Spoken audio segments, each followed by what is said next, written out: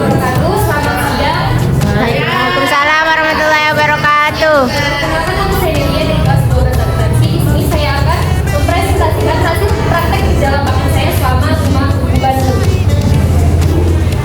Langsung saja, maksud dan tujuan dari diadakannya praktek ini adalah maksudnya itu adalah mengasah kemampuan jurusan kita. Yang kedua ada siap mental memasuki dunia kerja. Tiga itu memenuhi syarat dari jurusan kita. Tujuannya itu adalah dapat terlatih keahlian jurusan. Kedua, mengetahui tentang dunia pekerjaan industri. Lanjut. Nah, di kantor kita pasti akan ada jadwal jam kerja kita dari hari Senin sampai hari Jumat. Pukul 7.00 itu waktu kita masuk, dan di sini adalah lampiran ketika saya sedang melakukan apa itu. Dan diakhiri pulang dengan jam 5.00, dan hari Sabtu itu hanya setengah hari. Total kehadiran saya selama magang ada 414, sakit 3 hari, izin gak ada, tanpa juga ada.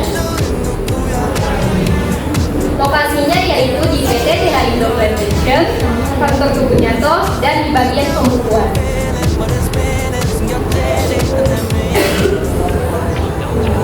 Apa sih itu PT THI Indo Plantation? PT THIP singkatan dari Tabung Haji Indo Plantation, sebelumnya itu disebut dengan PT Multigabung, sebuah perusahaan perkebunan kelapa sawit yang terdapat di Riau, tepatnya di Desa Tanjung Simpang, Kecamatan Pelangiran, Kabupaten Indragiri Hilir. PT THIP ini kepemilikan asing orang Cina dengan luas 84.000 hektar, keseluruhannya itu bertanah bambu. Nah, ini adalah kegiatan saya selama magang. Yang pertama itu saya membuat lampiran kas kecil.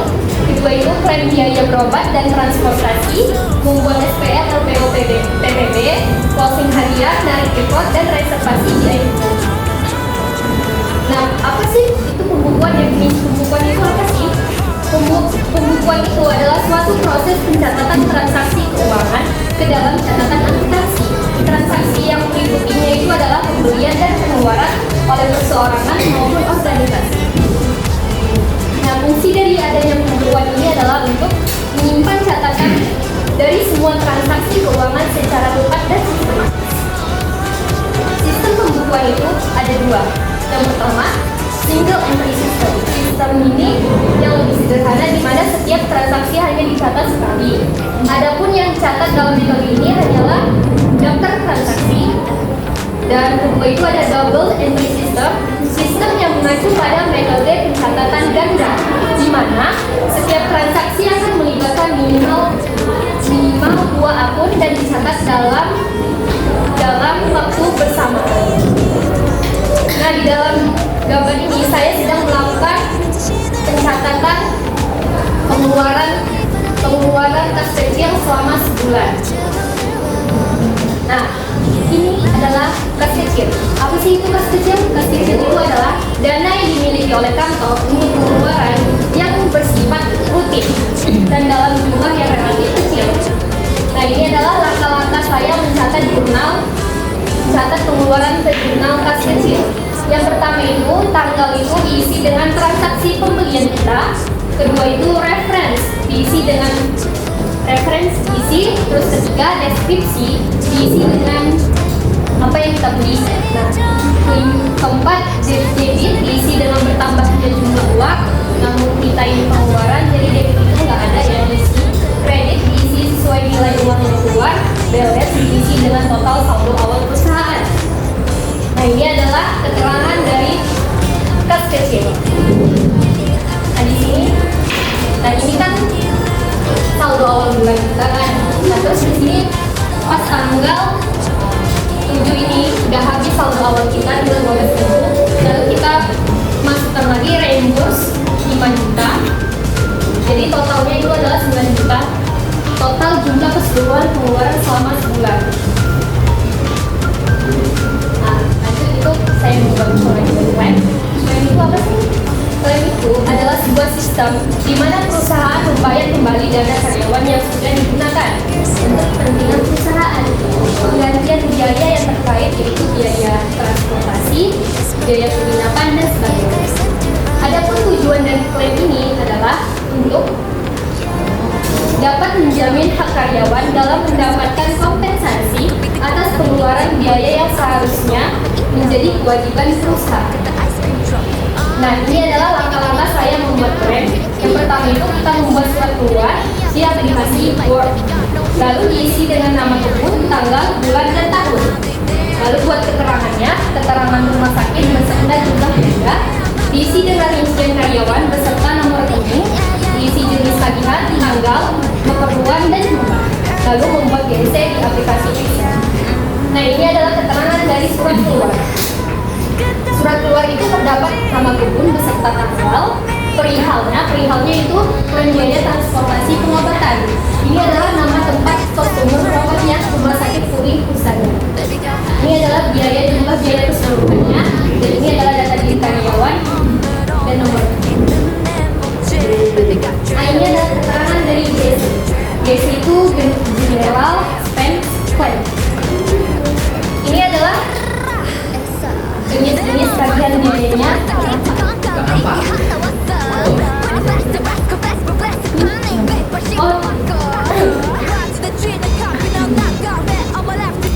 Nah, ini ada kalau kita mau kita harus melengkapi dokumen-dokumennya seperti tiket transportasi, surat rujukannya harus ada, surat kontrol, surat keterangan, ATM, dan nomor diperlukan.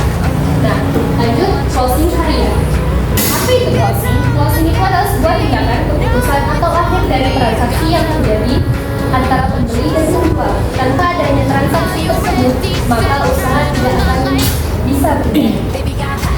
Tujuan dari closing ini adalah adapun tujuan dari closing harian untuk monitoring biaya, mengetahui biaya yang sudah terpakai, dan memeriksa apakah biaya yang telah dibidik sudah sesuai dengan budget.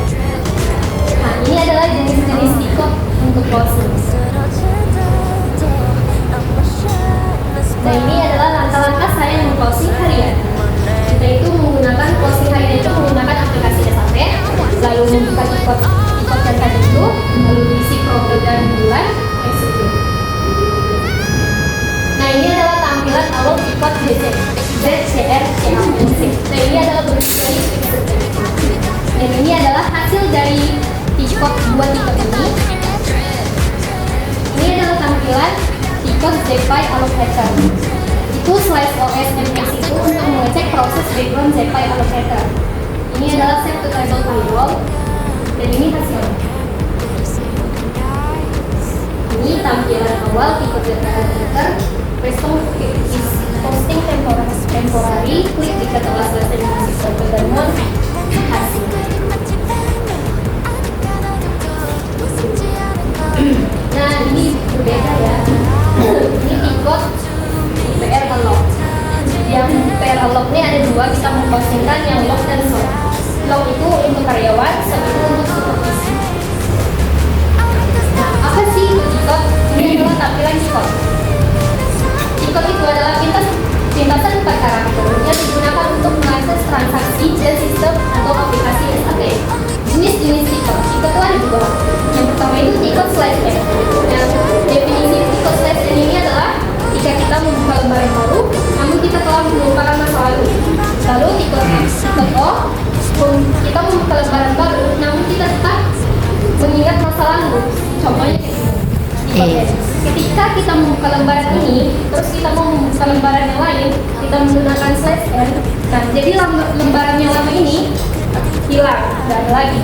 Nah, bedanya dengan tiktok o, ketika kita membuka lampiran ini, terus kalian mau membuka lampiran yang lain menggunakan slash o, maka lampiran yang sebelumnya itu tetap ada, dan ini juga tetap ada. Seperti itulah jenisnya. Nah, apa itu SAP?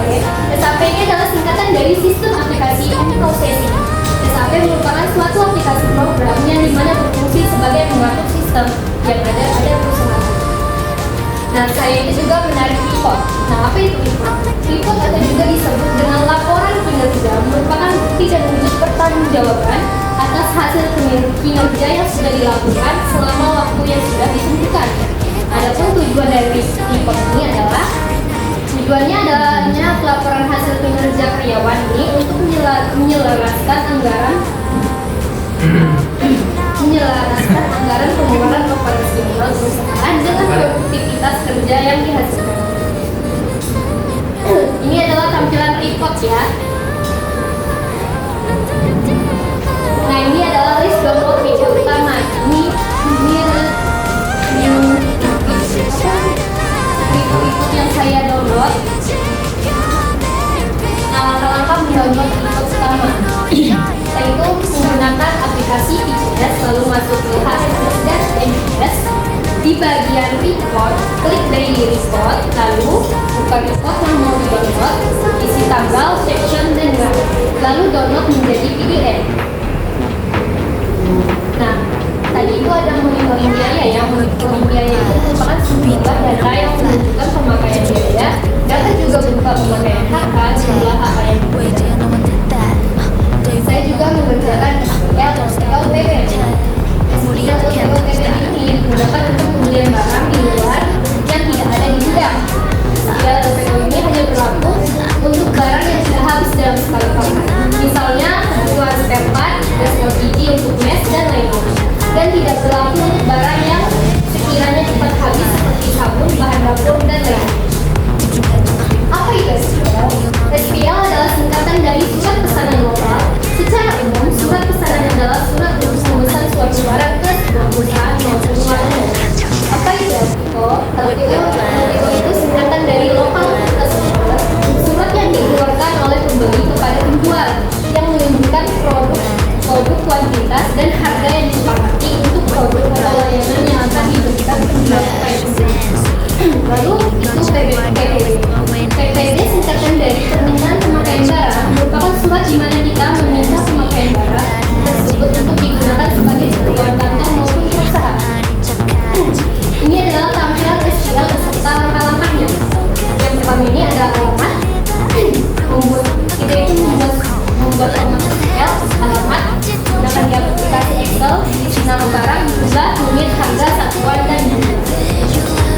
Tampilan OTO beserta langkah-langkah. Buat alamat OTO, diisi nama barang, jumlah, unit, satuan, harga satuan, dan jumlah. Bedanya SPL dan LPO ini adalah LPO ini memiliki nama toko beserta alamat toko serta syarat pembayarannya. Di sini syarat pembayarannya 4 minggu setelah penerimaan barang.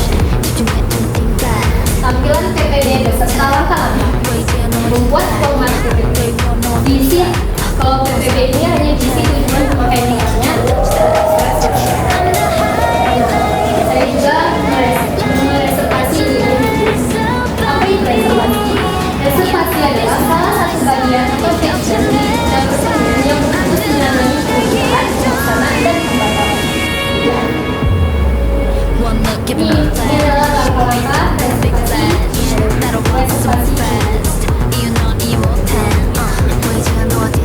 Pertama itu kita membuka Pikon MB21.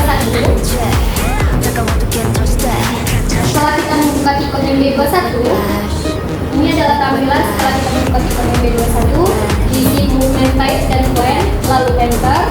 Ini setelah di enter, tampilannya setelah di enter ini adalah ini diisi dalam material buku.